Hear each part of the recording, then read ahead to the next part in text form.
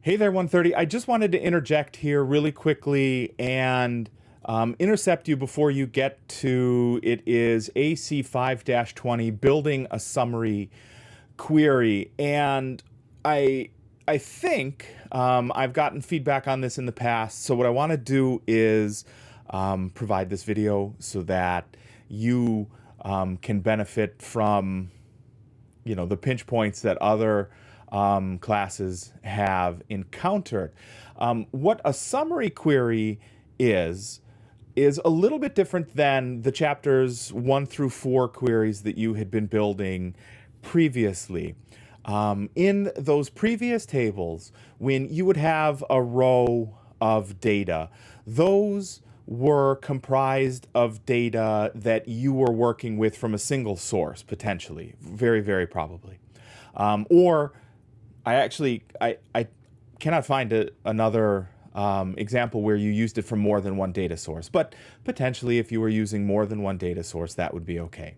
Here, in a summary query, what we are doing is we are taking a single data source or potentially numerous data sources, and we are using queries to build data that is not the result of just one cell's worth of data someplace else. What we are doing is we are building things like minimums, maximums, sums, averages, etc. So what you are seeing here in the summary query is the resultant of math as opposed to simple data extraction or data entry. So in modules 1 through 4, when you are going through, you could go and edit the data that would be in any particular row or column of your whatever you were doing. So you could go in and edit.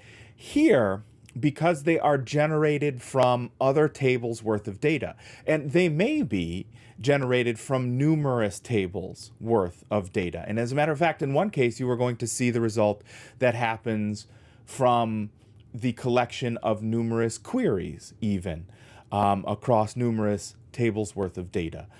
You cannot edit those because direct editing of one of a summary query's findings essentially defeats the point of math, and that we don't want to do. So here you are going to bring together grouped records. In the examples anyway of the text material, you are going to bring together grouped records. So things that belong together.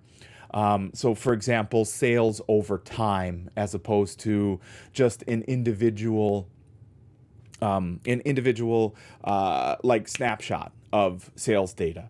It's AC 5-20. I wanted to get the number right for you. Is a little bit different. And I know that some of you are going to want to go through and edit some of those fields to match what you see in the examples. And what I will again mention here is that you cannot. The reason is that they are the result of math as opposed to the result of data entry.